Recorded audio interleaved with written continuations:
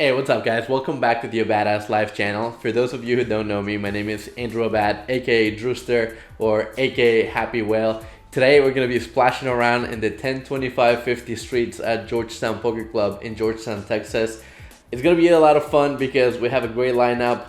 Corey's in the mix, Jaywin's in the mix, Alex is in the mix, Johnny Poker's in the house as well, and we have a bunch of other characters. It's gonna be a really fun game, so let's get to it.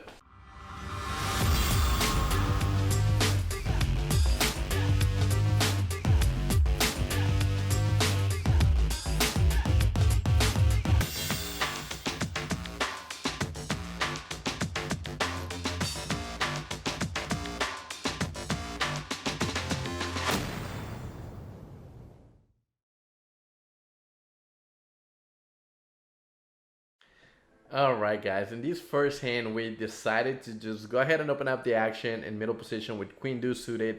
It was the very first hand of the stream, I think. So I just wanted to set in the presence that we are here to splash, we are here to mix it up, and we are here to play a lot of hands. So we open it up to Queen Deuce suited, we get a call from Josh, and we take a flop heads up, which is 9972 diamonds. We flop ourselves with flush draw, so it's enough strength for us to continue.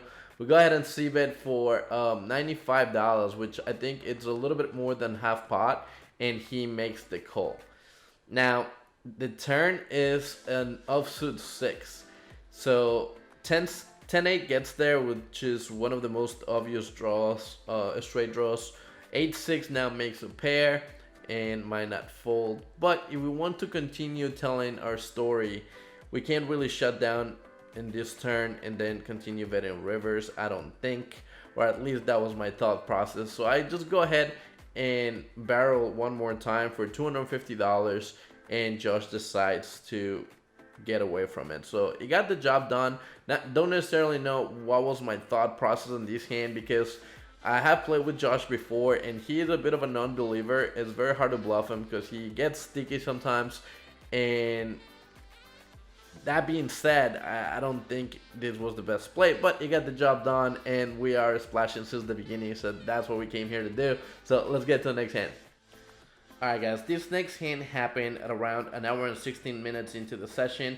We've been pretty carded, haven't really played anything all that interesting to report until we get to this one. So it folds to Dylan in middle position, and he opens it up to $150. The $50 straddle is on, and I look down at ace king of spades in the hijack. I go ahead and put in the 3-bet to $500. Action folds right back around to Dylan, and he puts in the call. The flop comes 10-6-3 with 2 hearts, 1 diamond. He checks it over to me, and I think we want to go ahead and down bet, as I think I would with most of my hands in these type of boards. We want to charge all the middle impairs. We want to go ahead and charge some flush draws, and we want to see how it develops, how the action develops on the turn. So we go ahead and bet like about 20-25% pot, I think. We bet 350, and he goes ahead and makes the call. The turn is the queen of diamonds, so now it puts a double flush draw on the board, and he checks it over to me one more time. I think at this point, we picked up a little more equity, and if he has some sort of 10, it's going to be kind of hard for him to call off 3 streets. If he calls turns and nothing relatively changed on the river, I was going to go ahead and empty the clip. If he does have some of those middle impairs, like maybe pocket 4s, pocket 5s, pocket 7s, pocket 8s, pocket 9s, it's going to be really hard for him to continue as well. And he might even fold out some flush draws. So we go ahead and decide to bet about half pot and bet about 1,000, just a little under 1,000. And he thinks for a while and decides to make the fold. Thankfully, we didn't run into a big hand. I think sometimes in here he could have a set of 10s. He can have ace queen of hearts, or any of those hands like that are definitely not folding. And we're probably going to lose the max taking this line. But a lot of the times we are going to make some better hands fold as it happened here. So I'm glad that was the case, and I'm happy with the outcome. So let's get to the next hand. Alright, guys, this next hand, it's about an hour and 40 minutes into the session. Now, we haven't really played any other hands other than the ones I've shown you. So I'm starting to get a little creative because I want to play a lot of hands, but unfortunately we've been absolutely card dead. In this hand, it folds around to us in the small blind, and we look down at Queen 8 offsuit, and the $50 straddle is on. Alex is in the $50 straddle. So we decided to go ahead and mess around with him a little bit and open up his straddle to $250. Big blind folds, and Alex decides to go ahead and make the call with 7-4 suited. The flop comes ace 10 jack rainbow, and it's a pretty good flop for us because we have range advantage here. I think when we open out of the small blind in this spot, we are gonna be pretty strong. We are gonna be weighted towards, you know, a lot of big aces, and we can have all the sets. We can have jacks, we can have tens. This flop is like much better for us than it is for his calling range, so we decided to go ahead and c-bet. I don't think we have to bet all that big, so we go ahead and bet $225, which is just a little under half pot. I think that's plenty. I think in some spots we can even bet a little bit smaller. And he goes ahead and makes the call with 7 high. I think his thought process was he can try to catch a backdoor flush draw and then just apply max pressure in position. And he goes ahead and float us with the good old 7 high. The turn is the king of clubs, so it puts a backdoor flush draw and a 4-liner in the mix and gives us the nuts.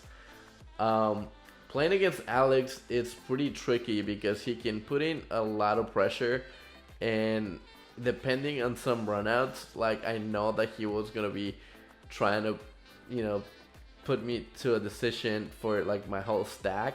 So I wanted to kind of like build the pot so that SPR was smaller and I don't have as big of a decision, to be quite honest.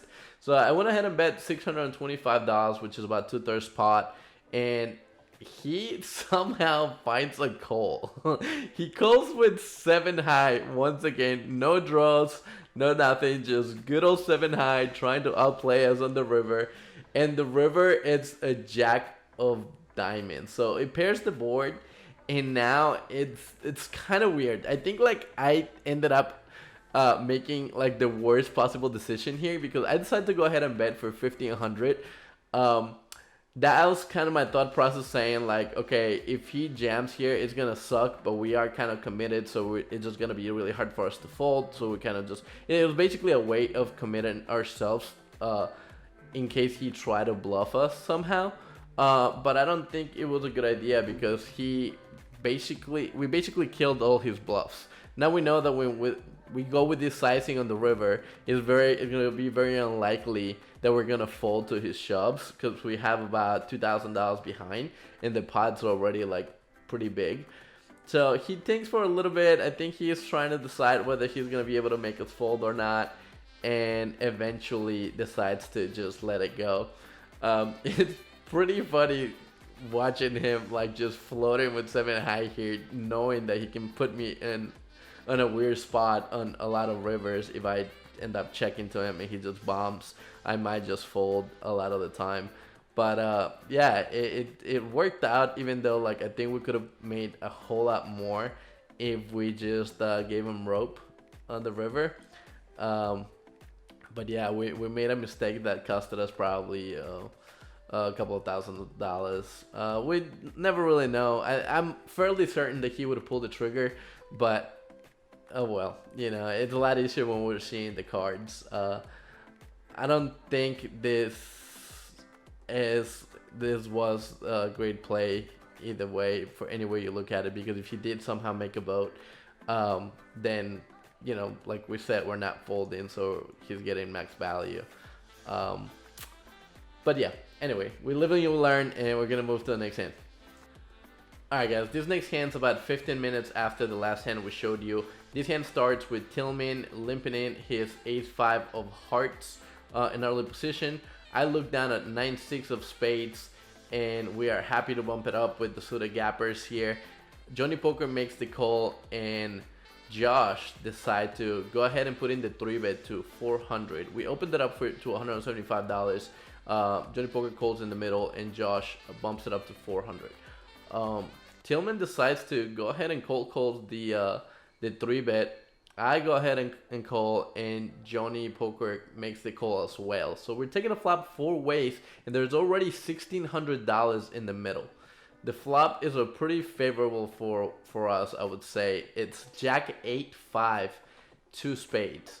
Tillman checks it over to us, and we check it over to PFR as we would with most of our hands. But Johnny Poker decides to go ahead and put in $400 in the middle.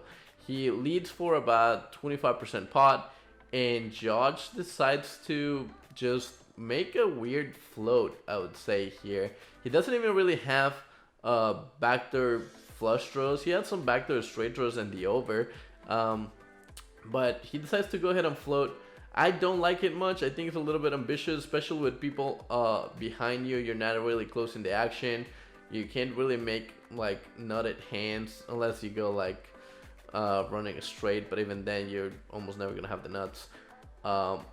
Tillman gets out of the way, and now I think with my hand it's a pretty clear check raise here. The thing is the sizing. I didn't really know what the sizing was. I think you can make a case for like not going as big as I did and then just shoving pretty much any turns other than like maybe like a jack turn or board pairing turns.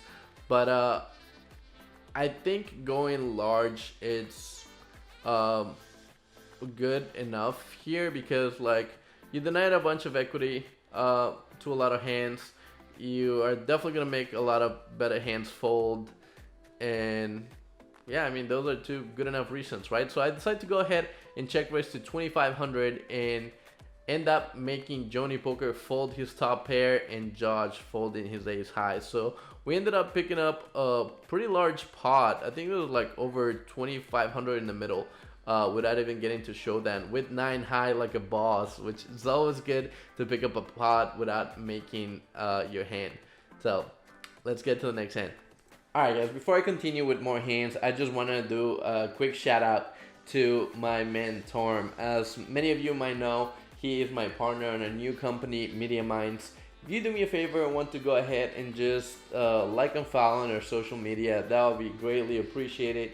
It's a brand new digital marketing company, and the reason why I decided to start this is because, as you guys know, I have several different businesses, and getting the right freelancers for like graphic design, video editing, all that type of stuff that businesses need was getting pretty old. So I wanted to go ahead and just form my own team with people that truly care about helping me as an entrepreneur, and potentially even helping other people, other entrepreneurs that are just starting their businesses, that need the right guidance, that need the right project managers, that need the right team to, you know, help them reach their goals without being charged an obscene amount of money, or without them feeling like they were getting taken advantage of. So for those reasons, I decided to start our brand new digital marketing company. It's called Media Minds DMA. So if you guys can, please hit the like button, follow us on Facebook, Instagram. I'm not even sure if we have TikTok or not, but like I'm sure I'll put the link below if we do. So I want to say thank you so much for my team at Media Minds. They have been amazing. We've been working together for about 6 months now, maybe a little bit longer, and everything has been going really, really well. I'm really happy with all of them. They've been so helpful. Even with the AbadAssLife channel, they'll help me a lot when it comes to this channel. So a huge shout out to them. Thank you so much. And the second announcement, or I guess the first announcement, is as you can see, I do have some AbadAssLife gear now. I'm not gonna be selling it, at least not yet, but I do want to give away some shirts to some of you guys that may like him. If you do like him, just go ahead and put a comment below, put in your size, and I'll do my best to go ahead and ship some of them out to you guys. So that was pretty much all the announcements and the shout outs I had for right now, so let's get back into the action. Alright guys, this next hand happens right after the last hand I showed you, just a few minutes after. I looked down at King 8 of Diamonds on the gun +2 and decided to open up the action to $175. The $50 straddle is on, and the actual folds around to the straddle, who's Dylan, and he looks down at 6-4 offsuit and decides to make the call and complete his straddle. The flop comes 8-6-6, and he checks it over to us. We look and realize that we have top pair, and we decide to go ahead and continue for a little under half pot. I think we bet 175 bucks. He check raises to 500, and now the alarm bells are going off. We've played with Dylan before. We know that he's a very capable player. He's not afraid to put chips in the middle, and I think he's very capable of doing this with all the open-enders, some of the gutters, as well as some of the overpairs to the board. So I think it's too early to fold. We go ahead and make the call, and the turn is the king of clubs. We now have top 2 pair, and he bets again for $775. And I think it's kind of like, this is very polarizing. He's basically saying that he has a 6, a boat, or a bluff or a semi-bluff. I mean, I think he's very capable of continuing the story if he did have a draw. So for those reasons, I decided to go ahead and make the call one more time. The river is an offsuit jack, which is the total break. It doesn't really change anything. So if we were behind on the flop and turn, we're still behind on the river, and if we were ahead, we're still ahead, because all of the flush draws breaked, all of the straight draws breaked. He goes ahead and puts in another bet of $2,200, and is a pretty chunky bet. It's just a little under size of the pot. I think it's just a little more than 2/3 pot. And I guess the question is here, like, is he capable of continue barreling with all the breaked draws, and would he play all those draws that way? Would he play 9-7 like that, or he played 5-7 like that, or he played 10-9 like that? Would he played I don't think he'll play like 9s, 10s like that, or maybe pocket 7s like that, but I think he is very capable of playing all of those draws in the same fashion. So I basically just end up randomizing a call. I think sometimes you just have to fold here, and sometimes you kind of have to call it off. And I decide to just call it off this time. Unfortunately, he does have a 6. He flap trips. So we're going to lose a pretty big pot on this one. But we were up a little bit, so we're still up for the session. We're going to have to try to just grind the buck up and get some of those profits back. So let's get to the next hand and see if we can do it. Alright guys, this next hand happens fairly quickly after the last one I showed you. Alex is out for blood. He opens up the action with the 4-3 offsuit and the gun +2. Tillman looks down at ace deuce of clubs and makes the call, and I look down at pocket 5s and the straddle and decide to complete. We take a flop 3 ways, and it's 10-6-4 2 spades. This is not the worst of flop for us, but we check it over to Alex. Alex checks and Tillman checks, so the action checks through on the flop. The turn is a 7 of clubs, and now we decide to go ahead and put in a bet, because we not only have pocket 5s, but we also have an open-ender to go with it now. So we are fairly comfortable putting in some chips in the pot. Alex has other plans and decides to apply max pressure and bump it up to $800. Tillman gets out of the way, and now with my particular hand, I think the best option is just to go ahead and make the call and see some rivers. And that's what we do. The river is a really good one for us because we make our straight. That's the good news. The bad news is that there are now 2 4-liners. Any 9 makes it straight as well, and that's a card that can be very well in Alex's range. He could have had 7-9, 6-9. I don't think he would have had 10-9, because I think 10-9 that opens pre would probably c-bet a 10 high flop, especially it being Alex. So I don't think he has a lot of top pairs plus a 9 in this spot, but he could have 7-9 or hands like that, although I think those hands probably would have bet the flop as well. But anyway, I think the best option here also is just to go ahead for the check call. That's what we do. He decides to bet a little bit less this time, makes it $600. We snap him off. I don't think there's any merit on racing here. If he does have a 9, we'd lose the most, and I don't really think we're gonna get called by worst all that often. Even Alex, which him and I have a ton of history. So we just snap him off and drag another pot our way. Running pretty good against him today, and yeah, that's we're gonna go to the next hand. Alright guys, this hand is a complete shit show and we are not in it, but we wanted to show how crazy things can get at the Georgetown Poker Club. So the action starts with Josh and Jaywin both limping in. There's a $50 straddle. Dylan opens up the action to $250 with like King 8 off or something. Alex makes the call with Jack 10 suited. Josh makes the call, and Jaywin decides to go ahead and bump it up to $1,500. Dylan gets out of the way. Alex makes the call, and now Josh decides to just back 4-bet shove all in.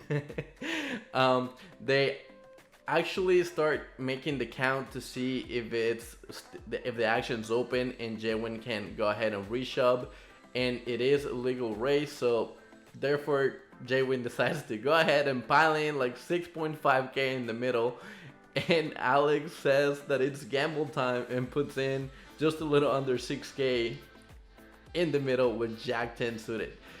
There's not a lot of times where you see 15k pots where the best hand is ace deuce. I mean, granted, I do like Alex's hand a lot. Jack 10 suited can flop very well against both of these hands, but particularly against ace deuce and King 7. But I mean, they're getting it in pretty light here. It's a $15,000 pot, guys, so it's pretty fun. The chips are flying here at Georgetown, and I just had to share this with you guys. The 7 on the flop gives Josh the lead, but Alex takes the lead right back in the turn when the 10 spades falls on the turn and the river's a complete brick, so Alex ends up scooping a $14,000 pot with top pair. And that was pretty much all she wrote. Hopefully we can get in any fun hands like this soon. I mean, I wish we would have been in this one. I don't even remember what we had, but I just like to get in the mix. Alright guys, this next hand happens when Dylan opens up ace king to $75.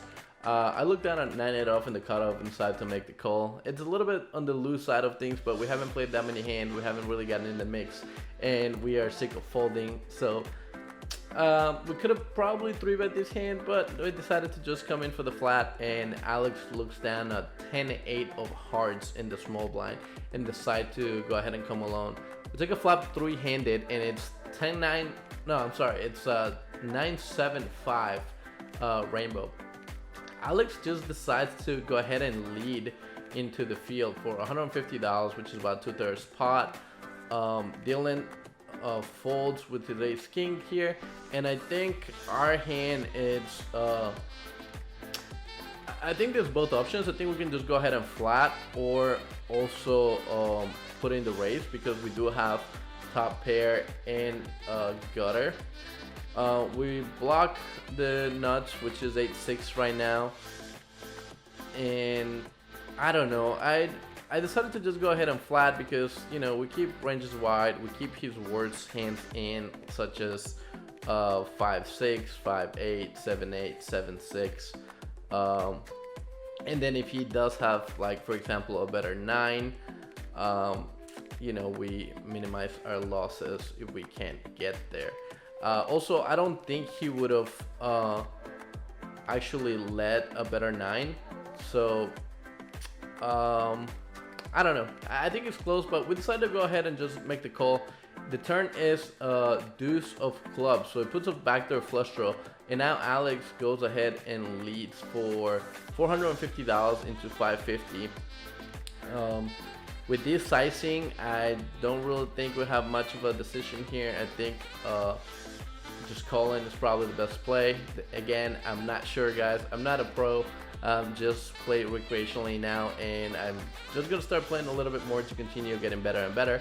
But yeah, we just go ahead and put in the call, and the river is another offsuit deuce. So all the straight draws brick, the backdoor flush draw bricked, and Alex goes ahead and flicks in a $1,000 chip. And now I think, given the line that we took, I don't think we can really fold. If he does have a better nine, then so be it. More power to him. But I don't think he will be value betting like single pair hands for this sizing all that often. It's about 2/3 pot again. So I don't know. All in all, I don't hate the way we played this hand. We were like asking for a 6 to hit that river, but if it did, we would have lost a bunch of money. So we got pretty lucky that he couldn't make his hand, and we were able to scoop a pretty decent sized spot against Alex one more time. So shout out to Alex. He got it all back at the end of the night of the stream anyway. I lost some pretty huge hands to him. So yeah, unfortunately I couldn't record them. So it's not that I didn't want to show you guys the big hands that I lost. I will tell you at the end what happened. Alright guys, in this last hand we go all out kamikaze. We have been pretty carded, haven't really played that many hands. We were up like almost 5k at one point during the stream, but then we lost a couple of big hands. You know, that king 8 hand versus the flap trips of Dylan was a big one. And then I think there was other couple like smaller hands in the middle, and we pretty much lost most of our profits. So we're a bit annoyed. The stream is about to end, and we decide to go crazy with 8 deuce of spades. Dylan opens it up in the middle position with ace-6 offsuit. I look down at 8 deuce of spades in the cutoff and decide to bump it up to $300. Alex decides to go ahead and cold calls out of the blinds with pocket 5s, and Dylan puts in the cold as well. So we're taking a flop 3-handed, and there's almost about $1,000 in the middle. The flop comes ace-7-3 rainbow. They both check it over to me, and I go ahead and c-bet for about half the pot. I put in 500 bucks. Alex gets out of the way, and Dylan makes the call. So now the 3, it is a spade, so we do have some backdoor spade draws, some backdoor straight draws, and we're really hoping for like a 4 of spades, a 5 of spades, pretty much almost any spade on the turn so that we can continue. But unfortunately the turn is the 10 of hearts and doesn't give us any equity to keep barreling. He checks it over to us, but Mama don't raise no quitter, and we decide to continue betting, and we put in $1,300 in the middle, and he looks at his weak ace and decides that it's not good enough to continue and makes the fold. So we get one through here on the last hand of the vlog. I think we ended up about breaking even during the stream. Off the stream, it was a little bit of a nightmare because we actually ended up losing some huge hands. If I find the video for it, I will go ahead and show it to you guys here, but I don't think I ended up blogging any of that. Long story short, we lost like a $14,000 pot or $13,000 pot versus Corey. We had an ace king versus pocket queens. We ran it twice and bricked both boards. We got it only in pre-flop.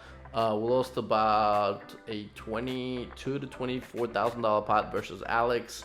It was a 4-bet pot. We flopped top pair with king queen on a queen 5-3 board. Think it was either queen 5-3 or queen 5-5. 2 hearts. The front door flush got on the river. We have like a super weird dynamic, and we keep playing back at each other. So I don't necessarily hate the way I play the hand. It was just very unfortunate. He ended up having ace queen, and you know, he could have had all the aces, all the kings. So it was a little bit light on my end, but he also, knowing this crazy bastard, he could have also had just ace high with a nut blocker. So I ended up losing a very big pot against him, and then a couple of the pots didn't go our way, and we ended up booking our biggest losing session in Hold'em, I believe. I think we lost about $20,000. not very happy, but we'll make it up in future episodes of the vlog, and hope that you guys continue following the journey, because now I have a bunch of money to make back up. I'll see you guys next time. Alright guys, that was it for today. Thank you so much for watching. I hope you enjoyed it, and if you did, if you get any value out of it, don't forget to hit the like and subscribe button below. Also hit the notification bell so whenever I upload more videos, YouTube notifies you and you're able to watch it. I really appreciate all the love and support. I really appreciate you guys continue following the journey, and I can't wait to see what else is there for us to do and what the future holds for the channel and for all of us. I really want to start doing some pretty cool new things for all of you guys at home watching, and maybe potentially for other people for us to be able to help other people out there just together. And that was the main intention of the channel to begin with. So just stay tuned. We haven't forgotten about it. We are definitely gonna try to do that. We have just been taking advantage of the fact that we've been playing a nice chunk of poker lately, and I've been putting out mainly poker videos, but there's gonna be a lot of entrepreneurship videos to come, a lot of lifestyle videos. I'm working on a bunch of vlogs from some of the destinations that I traveled to this year and last year, so that should be interesting. That should be fun. If you enjoy watching new places and do's and don'ts of different destinations, then I'll put the link below as well for you guys to watch it once they come out. Again, thank you so much for watching, and I'll see you guys next time.